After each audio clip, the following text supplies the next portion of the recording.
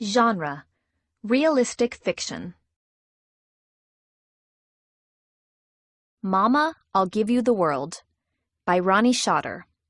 Illustrated by S. Selig Gallagher. When Papa was around, Mama loved to dance, but Mama doesn't dance anymore. She works hard every day at Walter's World of Beauty, cutting, coloring, and curling. After school each afternoon, Louisa's bus drops her at the door to the world. Everyone greets her: Walter, Rupa, Georges, but especially Mama. Mama smiles and makes a place for Louisa, on a cushion under the palm tree. First things first, Mama always says. So there by Walter's bottles of beauty, with names that whisper promises. Raspberry Radiance, Evening Glamour Glow, Sunday Night Soother, Louisa does her schoolwork. While Mama, like a magician, turns Mrs. Koo's dark hair the color of sunset, Walter, Georges, and Rupa cut and comb. Louisa does a math problem. Then she writes a story for English about a girl with a magic brush that brushes people's cares away. When she finishes her homework, Louisa takes out her scissors, her glue, and her paper and does what Mama does: cuts and colors and curls, portraits of the customers. Everyone in the world is a flower, her mother always tells her. Together, they make a bouquet. So Louisa cuts slowly, noticing how different each flower is, and how each one comes in a special size and shape.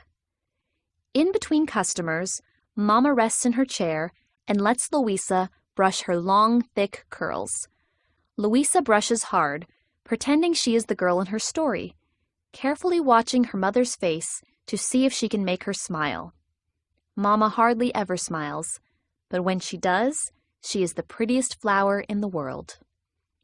Louisa loves to look at the pictures at her mother's station. One is of Louisa. The other is of Mama long ago, happy and dancing, in a large room that looks like a palace, crowded with people and full of lights.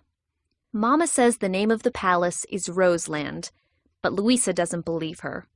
She thinks her mother has made up the name because she loves flowers. Can we go there? Louisa asks. She imagines the two of them holding hands and dancing at the palace Mama calls Roseland. But Mama shakes her head no. She holds the picture in her hands, and her eyes look at something far away and once upon a time, something Louisa can only guess at. Under the dryers, the ladies loudly whisper their secrets, but Louisa has a secret of her own. Tomorrow is Mama's birthday, and tonight, Louisa is going to give her the present she's been planning for such a long time.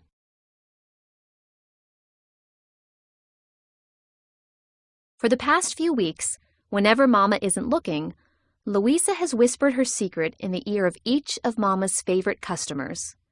When she sweeps up snippets of hair for handsome Mr. Anselmo, who always tells Mama, "Just a little off here and a little off there. Please leave it as long as you dare. For you see, don't you know, you can see it is so that I haven't a lot left to spare." When she helps Mrs. Malloy, bent over and sad as she inches into the world on her walker, but smiling and standing nearly straight an hour later, when, feeling beautiful again, she leaves. When she helps Mama brush and braid Hazel May Dixon's Go Everywhere hair till it looks like neat, shiny rows of licorice.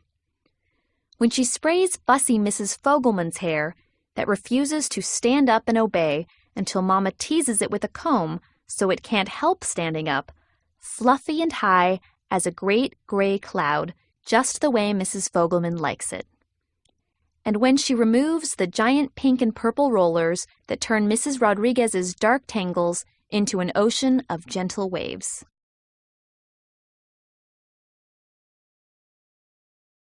At 6 o'clock, it's time at last to go home.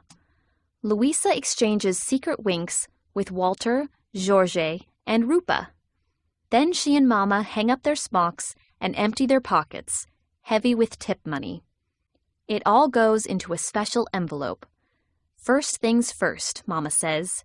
She is saving for Louisa, for college. Mama wants Louisa to learn everything.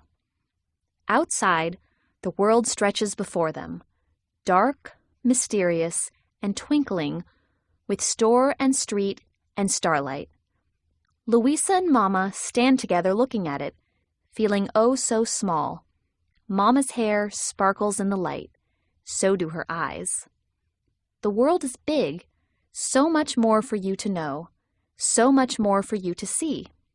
One day, if I can, Mama says, patting the envelope deep in her coat pocket, I will give the world to you.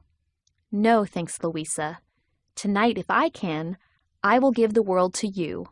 For your birthday.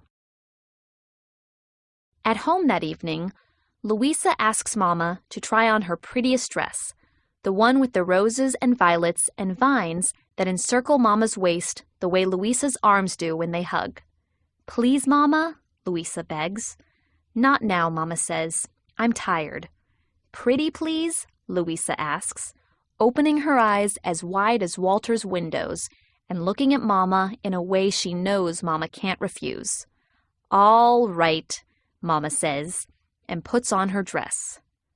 While she does, Louisa pretends to be searching for something.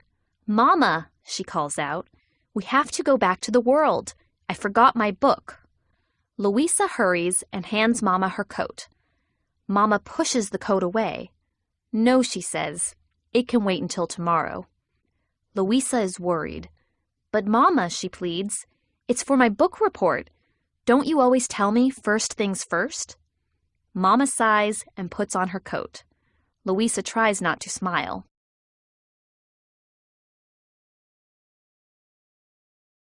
When they get to the world, it is dark. Louisa holds her breath as Mama takes out her keys and opens the door. The moment Mama turns on the light, music fills the world. Surprise!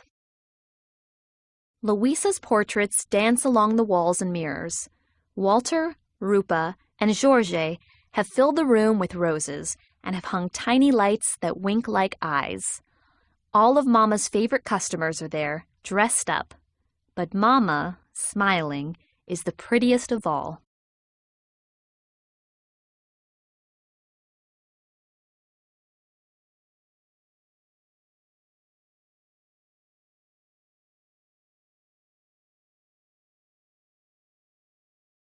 Happy birthday, everyone yells. Then, speech. Mama blushes. First things first, she says, and gathers Louisa into her arms.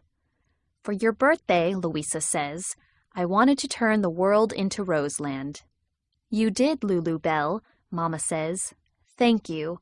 Thank you all. Mama, Louisa asks as the music swells from Walter's boombox, will you dance with me? Mama doesn't move, and she doesn't answer. She looks at Walter, Rupa, and Georges smiling at her. She looks at Mrs. Malloy's 2 old feet tapping beside her walker, like 2 new feet. She looks at Mrs. Fogelman's great gray cloud of hair turned golden by the lights and changed into a clear weather cloud.